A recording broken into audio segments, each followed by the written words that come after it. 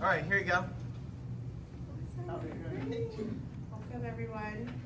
My name is Rabbi Ricky Kosofsky. I'm the rabbi here, the rabbi at Beit Ahava Reform Synagogue in Northampton, and we also share space with Florence Congregational Church here at Bombyx Center for Arts and Equity.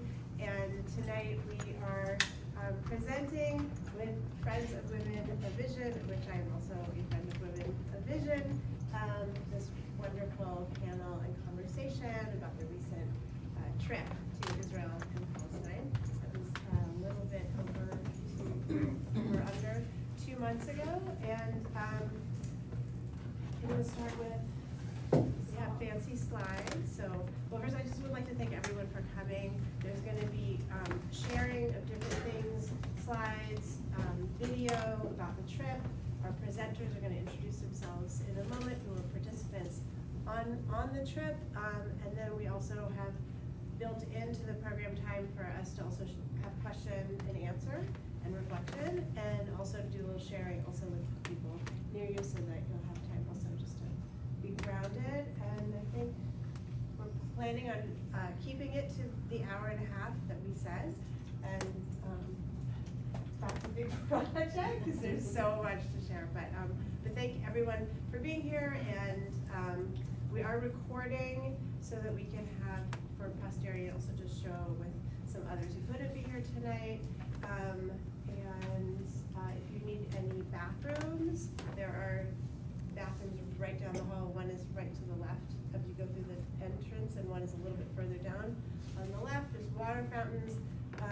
Exits from the building, I'll just say, is the one that you came in, goes up the ramp. There's another one a little bit further. There's an entrance, and also you go into the social hall, which we call the Peacock Room, to the right through the storage room. There's also exits to the backyard, to the kitchen. There's also exits to the backyard. And is there any other thing anybody needs? If you need Wi-Fi, there's free Wi-Fi. Bombyx, yes, it's Bombyx 1861. There's a little bit there, but if you don't mind silencing your phone and putting on a vibrator or something, anymore, that's helpful. And I'm just so honored and emotionally feeling emotional about this event today, and really grateful that you all are able to share in this quiet day.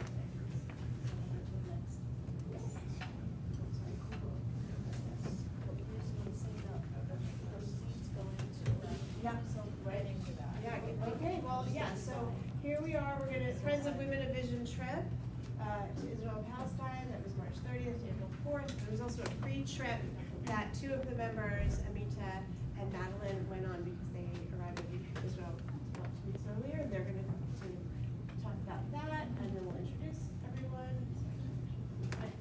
And here's one of the photos you'll hear more about, but on the right are the 4 other women who were on the trip also. So we were 8 altogether, the 4 of us, and the 4 you see on the right-hand side.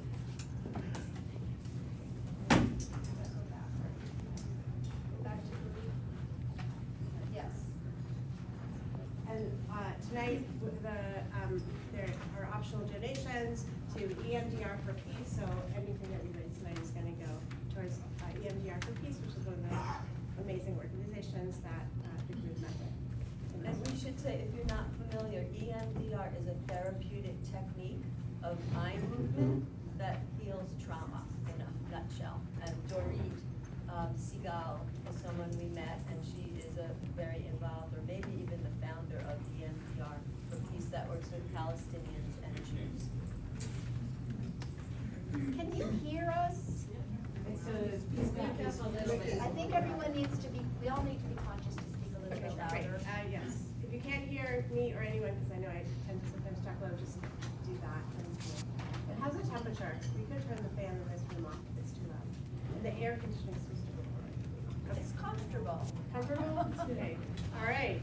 Great. Welcome, everyone. Thank you. So I think we're going to start with a song. Yes, speaking of vibrating and putting ourselves forward in the world, we're going to start with a simple song by Michael Stillwater. Join me, please. The words are, one by one, everyone comes to remember. Can you repeat? One by one, everyone comes to remember remember. Second part, I'll say, we're healing the world one heart at a time. You. We're healing the world one heart at a time. Now all together from the beginning. One by one, everyone comes to remember. We're healing the world one heart at a time.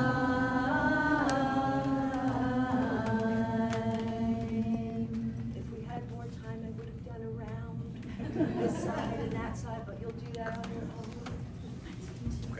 Thank you for sharing with us. We are going to, I'm just gonna stand up sometimes, and you'll tell us if you need us to. We're just gonna introduce ourselves here and share just a sentence or two about what brought us here, what brought us to this trip, and what brought us to, or to here tonight. And we want to invite you to think of that for yourself also. And then at the end of this, we're gonna just take a minute, we'll turn to the people next to you or one person and just share your name and what brought you here tonight. And we're also gonna be lighting candles, so, excuse me. So these are our different candles and I put up some pictures and Also, please come on in. yeah, There's a chair. anyone who's Chairs. coming, come on in, Come on and in. we can Because also there's bring people more and coming funny. and we're gonna fill in the spaces. Yes, come in and we can switch over if we need to, right? Chairs. And can you also grab a chair from the side? More chairs, yeah. There's four chairs in this front row, we will not bite. We're lighting candles also in memory of children, Palestinian children, Israeli children that have been killed in this war since October 7th, and this conflict that's just horrible. So in particular, this is just I think it's Hamdi. Hamdi, I think this was 2 days ago, Palestinian man in Gaza. Hamdi al-Najjar, whose 9 children were.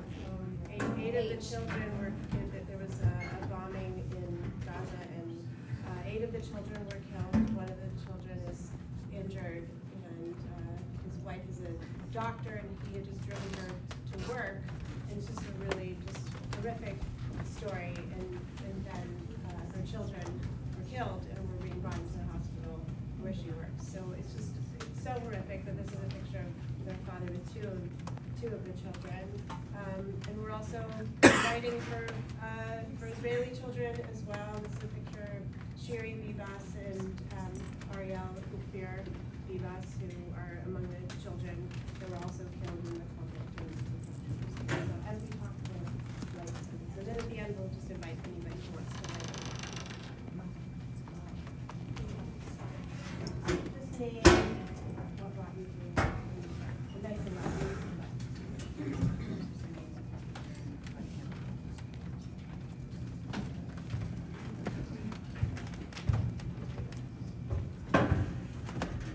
My name is Roz Malkin. I live in the wonderful hill towns with a neighbor right over here, Mary Ann. A little louder? I'll do my best. I'm losing my voice a bit, but I'll do my best.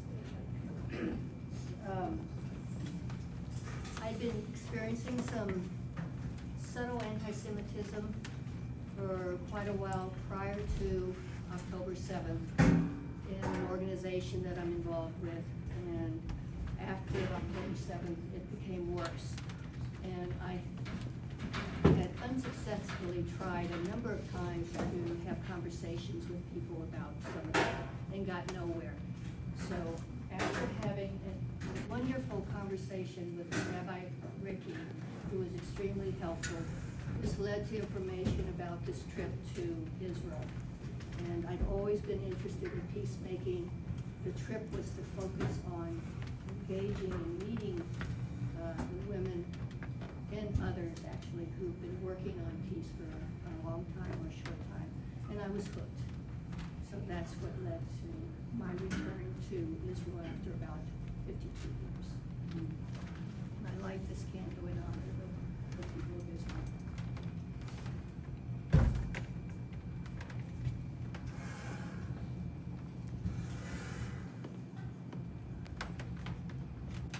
And thank you for being here.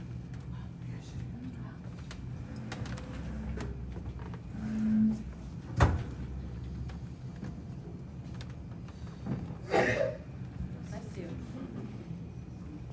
Bless us all at this time in particular. My name is Jody, and I use she, her pronouns, and I am here because, and that's my son, Matan, who's filming right here. I'm here because my heart broke on October 7th, and my heart broke on October 8th. My heart has been broken ever since. And I knew to call back to my friend who you'll meet a little later in the film, Dorit Bat Shalom, who's been working across lines with women and with peacemakers across the Green Line and across inside of Israel for many, many, many years, known her for over 20. And I brought them here with several of these wonderful women who are here on the panel to bring them, I brought them in September, and some of you saw some of what they brought, and they always light candles for each other.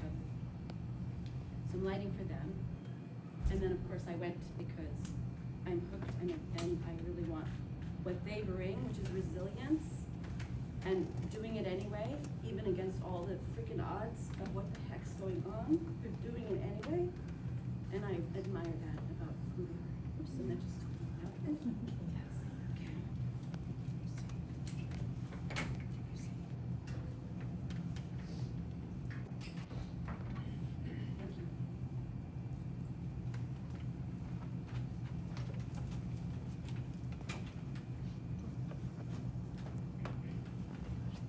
There's a seat up here if you want to come and sit.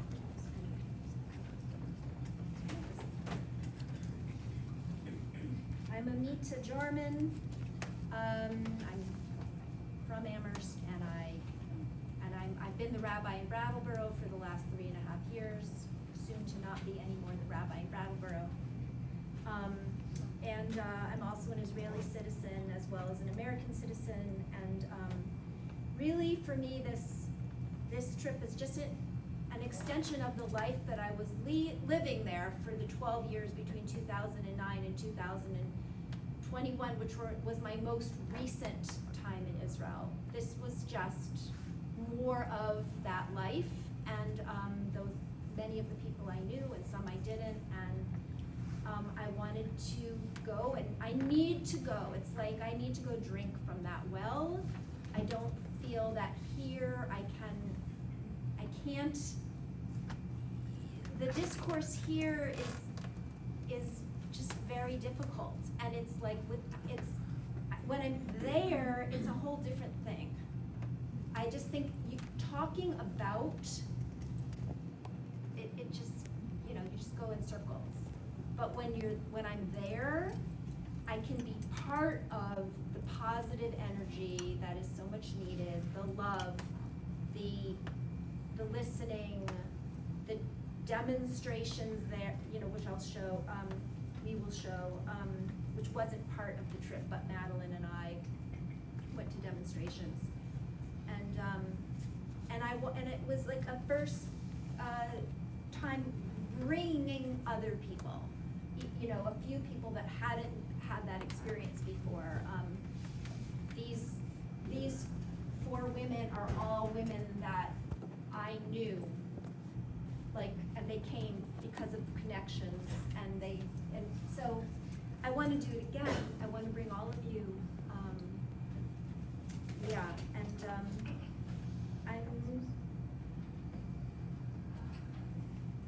I'm lighting this candle for, it's just to stay in the heart and, like they do over there. And it's not easy.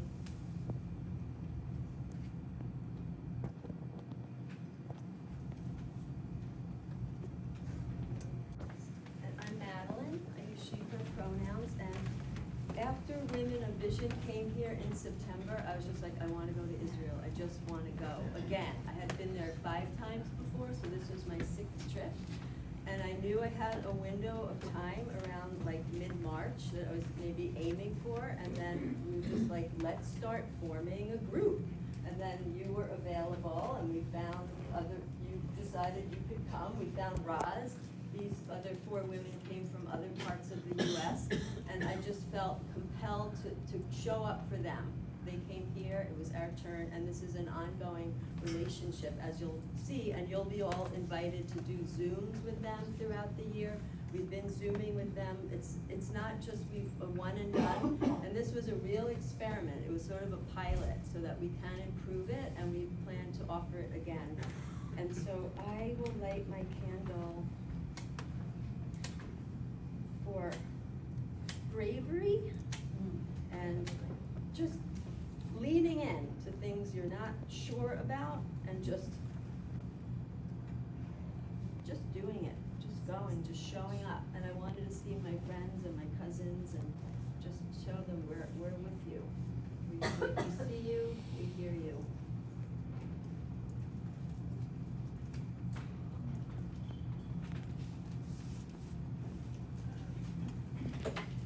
So I'm Ricky, and she, her pronouns.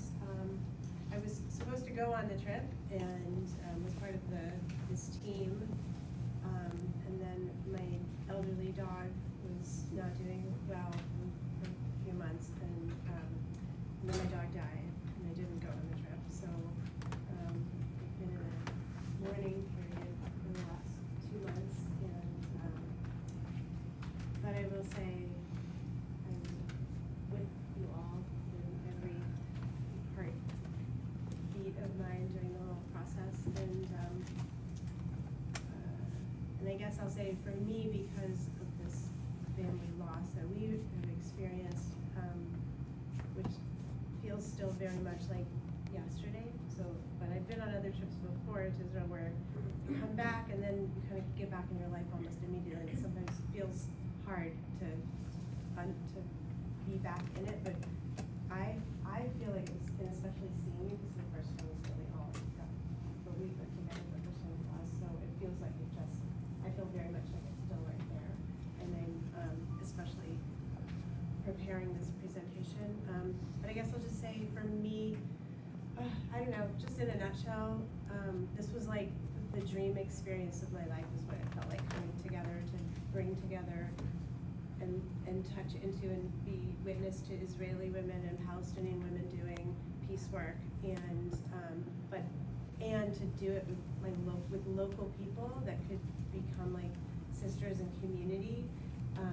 That's something that has just felt so disconnected from me in the almost 18 years that I've lived here, is that there's just these like pockets, and it's felt like since last June and September when we brought four of these women from Israel and Palestine here, it's just felt like this community, even all of you here, has just been coming together, and that's just amazing to me, and just in such a just horrible, difficult time. So I'm just really feeling like this is an opportunity for all of us to really change the world, and to bring in the expressive art therapy piece of all of that, which is really the other thing that really motivates me about all this. So I'm gonna light a candle. I didn't realize what we were gonna be saying, what we're lighting it for, but I'm just gonna light it for this community of care and connection here and there, and healing. And we're gonna move into this next part, I think, but we're gonna have everyone talk for just like a minute to each other about what brought you here tonight. And during that time, or at any time, if you want to come up and light another candle, we have more candles. I'm just gonna put that in the middle. That would be great. So why don't you turn to someone next to you and just introduce yourself, your name, and what brought you here.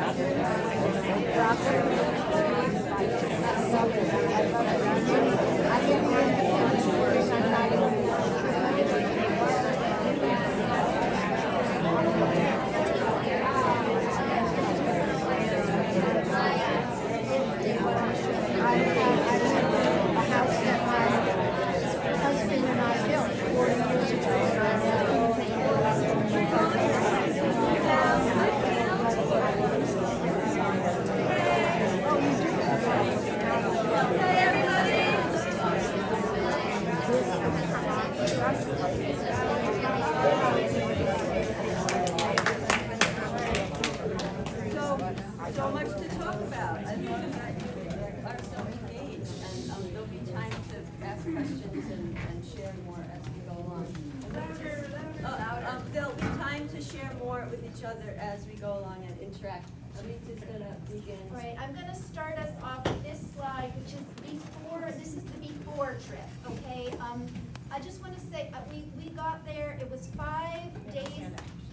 In the first 5 days in Jerusalem, I have to say, I was very depressed, okay? I was like, I honestly felt like, okay, this has become a police state. I was really depressed, plus it was pouring rain and cold. But then, we went to this giant iftar, you know, Ramadan, the break fast in the evening. It was near Jericho. It was in a monastery that's in Area C, meaning that both Israelis and Palestinians can go there. And that I knew about from friends. And Giant as in 700. well, I think there were like 500, but there was a lot of people there, okay? And I mean, it was like, for me, it was like, I'm back home, this is my milieu. You know, these people I never met before, immediate friends, women from Jerusalem. This guy I knew, Ziad, no, it's not Ziad, Abu Ziad, now I'm spacing out his name. It lives in Busan, it's his olive oil. This woman ended up coming with us on our whole trip and driving her car around, Hadassia, who's a friend of a friend. I ran into a ton of friends there, Palestinian and Israeli, and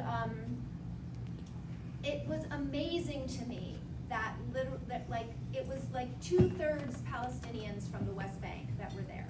I'm like, they want to sit with Jews like at a time like this. It was so moving to me, and like these two women made a point of telling me, we did not come for the food. They were showing me pictures of their food that they make at iftar and how this was not good food, but they were happy to be there with Jews and Christians. And yeah, it was really, that from that point, like I started to like come back to life. Okay, next. Okay, now this also pre-trip. These are just a few slides. We both went to 3 demonstrations every Saturday night. There were actually demonstrations during the week also that I didn't go to. You get a general feel. I want to show a little video clip because you can't really get it. But this was before Passover. They were holding up pictures of the hostages. This is Stop the Massacre. Even these people, Retzach is murder of a people, which you could translate as genocide. So I was surprised Israelis holding a banner, Stop the Genocide. I mean, there are people there that are saying that, although that's certainly not the majority or even, this is like saying, you know, hundreds of soldiers, tens of hostages, thousands of Gazans are on the altar of the government. And this is like, we want them all home. And it has the names of all the hostages, dead and alive, that are still there. And I just want, well, you know what, I won't show the video. Should I show a little? But the thing is, the video's not on there. The video's on my laptop. Can we go back? Oh, we circle back to it? It's really old. I don't know. It's like, Is that the one you sent me? I don't know if I succeeded. If it's easy, do it, because it is deafening. It's not just like 1,000 people, it's like thousands of people on bullhorns with drums and different factions with different T-shirts, and it's like a really completely like saturated experience every demonstration that I've gone to. And they've been demonstrating 9 months before October 7th against the Israeli government. So they're exhausted and they just keep showing up. Like when a demonstration is about to start, they're like streaming in, thousands of people from around the Let's see, city. I have to They show do it from every here. Saturday night.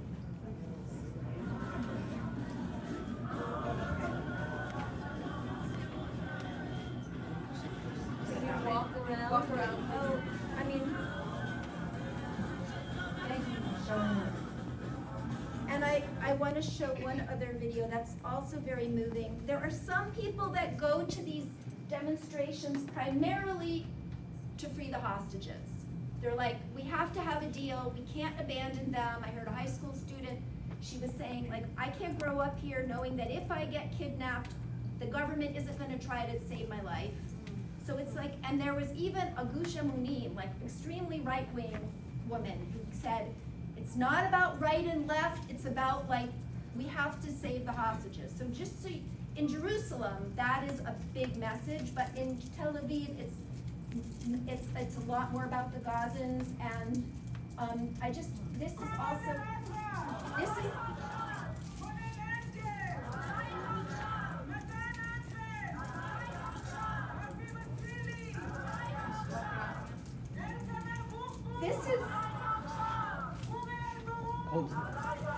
I mean, every time I hear this, I cry because, to be honest, I'm not usually thinking about the hostages. I'm thinking more about the Gazans. But that's yelling and showing the names of each hostage, and everyone saying, bring them home now. And it really, it's like, this is how most of Israel is.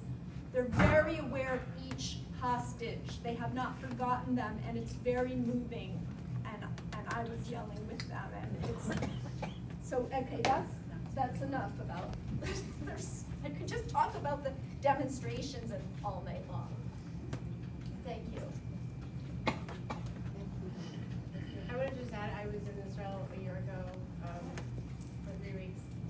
I was in Israel a year ago in March, and then I was also there for 10-ish days in January with my son, Hanina, and the demonstrations are, like, it's like, I don't know, I mean, I think of big demonstrations that I've been to here, like the Women's March and things like that. Like, they're that big every Saturday night in all the cities. So, so I just kind of, I appreciate that you brought this home to us just to understand, because I don't think our media has an awareness at all, you know, what Israeli civil society is doing.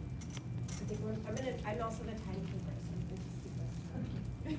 And I just want to say, there was a time a year ago where I went to Israel on a dime. I remember calling the president and telling him I have to go to Israel on Thursday because Anita was going to a protest for the African asylum seekers. And I just was so moved, so I appreciate that you really bring And I'm gonna say one other thing, which is that I have had a hard time, I don't go to demonstrations here except standing together vigils, because it's too hard for me it's too polarized, and there I'm like all in, because these are not people that we have no right to exist.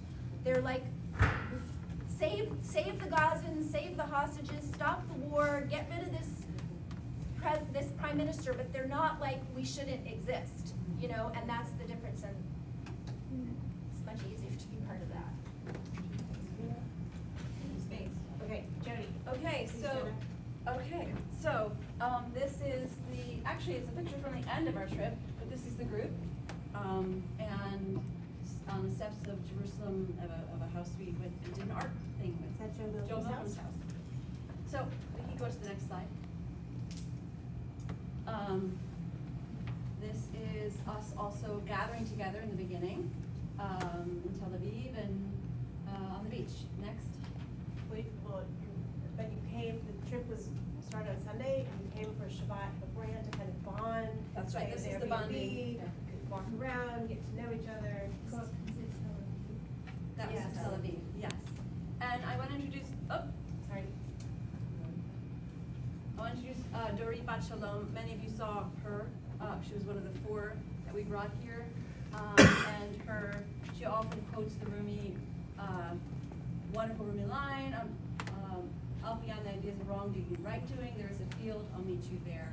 And she's very, very, very focused on staying with the heart and staying with ritual and staying with expressive arts and staying in that, and having that be the modality in order to break barriers, in order to be with other rather than see other, right? And she kind of holds fast to that, and she's doing that for, she's in her 70s, and she's doing this ever since she was in her teens, and she has basically has created this umbrella of so many other organizations, humans, both men and women, and all genders, and who are really working for peace in this way. And yes, yes, right. In which war? I forgot. The Yom Kippur In War. Yom Kippur War, she lost her brother, and that was a catalyst for her to say. And this is a story on and on.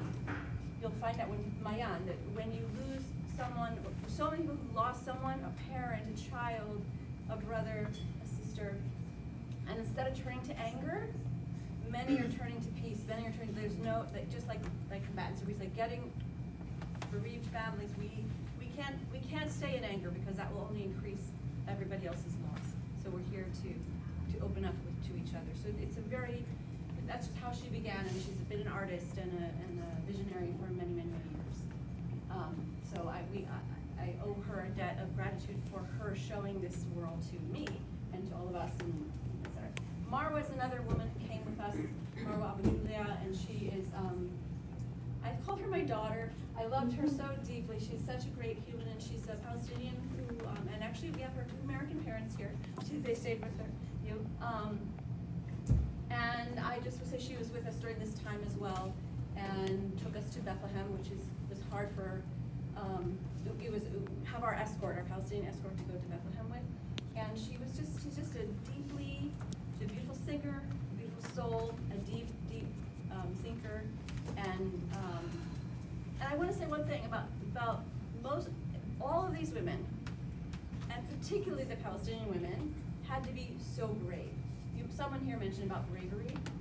I didn't always realize if some of the times they told me to stop recording, because I made a lot of videos, and it's because they're afraid of both sides. They're afraid of the Israeli government if they say anything negative.